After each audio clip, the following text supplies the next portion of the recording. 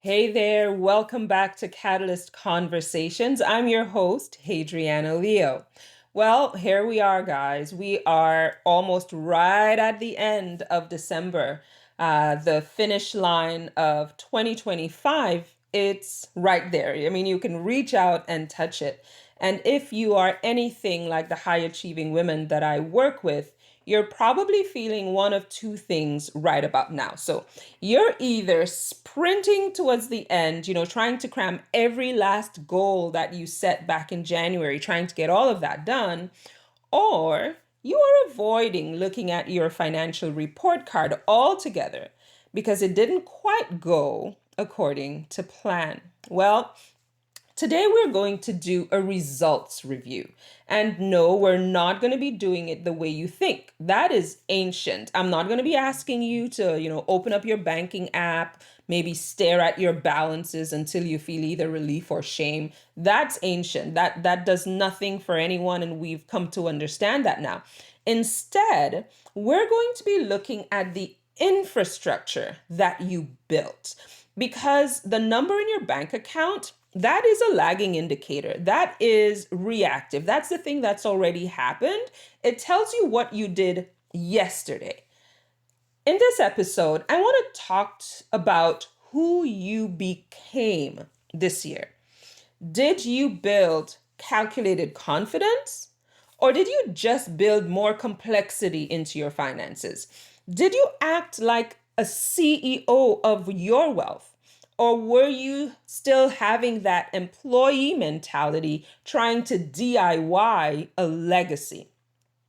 Before you close the books on 2025, we need to have a serious conversation about the results you didn't see, because those are the ones that are going to determine your wealth in 2026. So let's dive right in.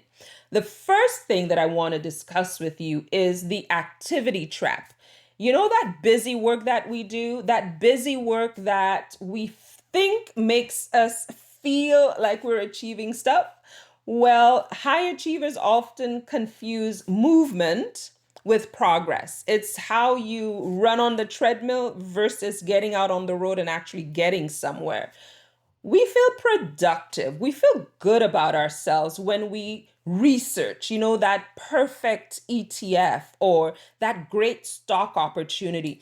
We feel great reading another self help finance book, or, setting up the spreadsheet, color coding the spreadsheet, setting up all the formulas in the spreadsheet. But the reality, that kind of busy work is often just analysis paralysis in disguise.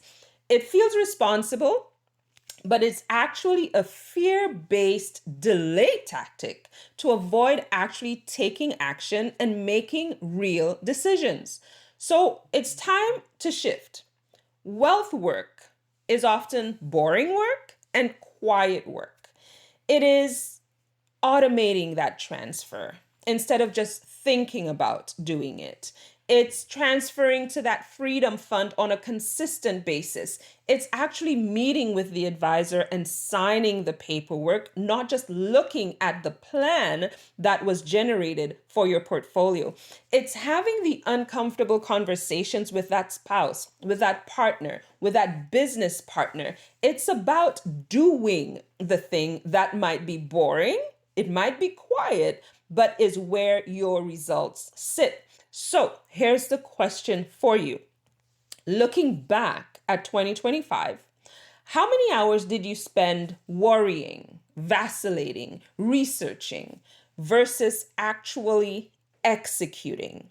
That answer will tell you a story about what you need to be focusing on in 2026.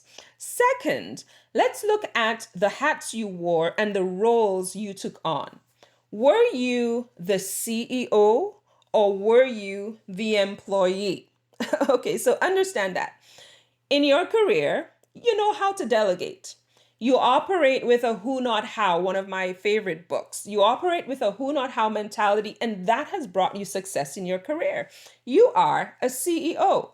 But with your money, you often revert to this employee intern even mentality, trying to figure out, do your taxes yourself, where can you save this, trying to put together your own investment strategy and cash flow all by yourself. You're trying to learn all the things so you can do all the things, but not doing any of it well, if at all.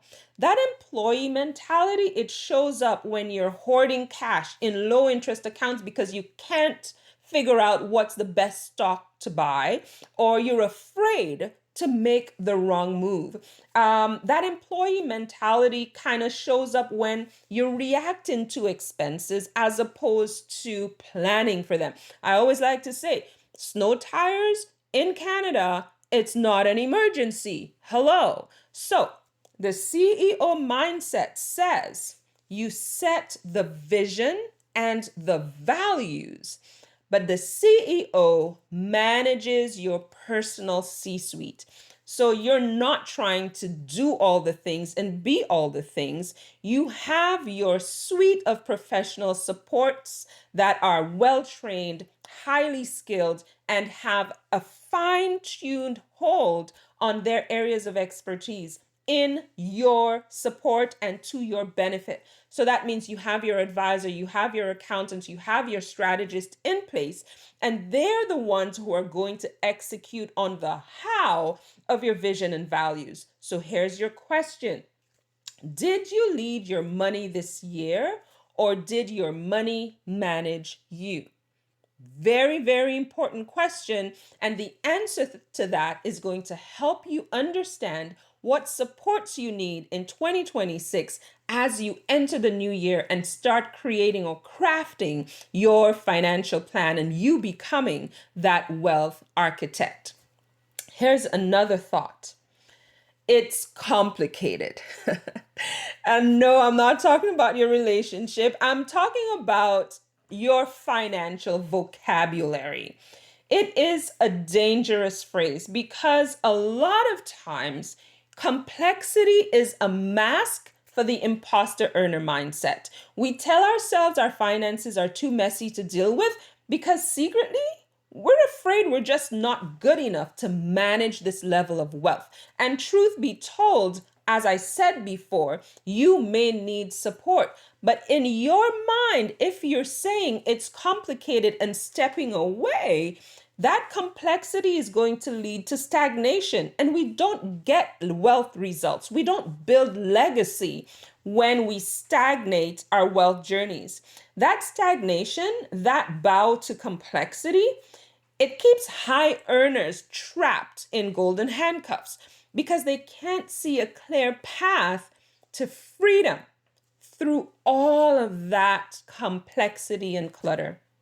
The solution for you: wealth is actually simple. And I know you're thinking to yourself, but what about this and what about that and RSPs and 401ks and wills and estates and trusts and all of that. Truth is, wealth is simple when it is aligned. Once you know your values and your vision is clear, your strategy also becomes clear. And when you take a who, not how approach, that clarity allows you to find the right supports, engage those supports, and craft that wealth from vision to realization. Powerful, powerful position for you to take as you go into 2026. So, I want you to do this one last thing. I want you to learn how to rest without losing momentum. And rest has been one of the most precious things for my personal journey, not only in my wealth, but also through all the aspects and all the aspects of my life, my being, my doing. Here's the myth. We believe that we always have to sprint through to the finish line. And yes, I want us to have movement because I just said we shouldn't stagnate. But the truth is, your wealth journey has seasons, just like we're going through our seasons within nature. Your wealth journey also has seasons, and winter is for rest, for review, and for ideating what planting's gonna look like. It's not the time for frantic harvesting. So, true momentum, it isn't about constant motion, it's more about resilience, right? Taking a break to enjoy the unapologetic enjoyment that I talk about of your wealth, it's actually a strategic move that's going to prevent burnout, that same burnout that has us quitting before the thing is done. That is when we need to rest. Rest doesn't mean you have failed. Rest does not mean that you are unaccomplished or that the goal is unachieved. Rest says it's time to refuel. Rest says it's time to look inwards. Rest says it's time to lay some groundwork from which you can launch. That's what rest is. So give yourself permission, turn off the financial news, close the laptops, enjoy the holiday season, enjoy the days off, and trust that the infrastructure that you have built so far, it will hold because you have put great things into that foundation. Trust that rest is going to be good for you. So, as we wrap up, I just want to take a moment to be honest with you and for you to be honest with yourself about this year. For me, this year has been full of challenges and opportunities that have stretched me and have given me opportunities to grow. But if you have looked at the points that I just shared and you realize you're thinking to yourself, hey, Adriana, I was an employee this year. Or you're saying, I was busy, but I was not getting results. I was not effective. You could probably saying, I am just tired of this complex web of my financial life. Then I want you to know two things. First, and I say this often enough, I will say it again. Give yourself grace. You cannot change what has already happened. The past is the past, unchangeable. But you can celebrate the awareness you have right now. Second, make the decision that 2026 is the year you resign from the role of overwhelmed intern and step into the role of wealth architect. You do not have to do this alone. In fact, the CEO never does it on their own. If you are ready to build that infrastructure that allows you to lead your wealth with confidence, with clarity, and ease next year, I invite you to book a Wealth Catalyst experience. Call me. I want to help you. And let's look at your blueprint. See where we need to shore up the foundation. See where we need some supports so you can stop stressing and start building. So you can stop humming and hawing and actually take action. So you can stop theorizing and actually see results. You can find the link to my Wealth Catalyst experience call in the show notes, or you can book at moneynavigator.ca. So I want to thank you for spending this time with me this year. It is such an honor to be part of your journey. Rest well. Enjoy your wealth. You have worked hard for it. And I will see you in 2026. Here's to your and our wealth evolution. Take care.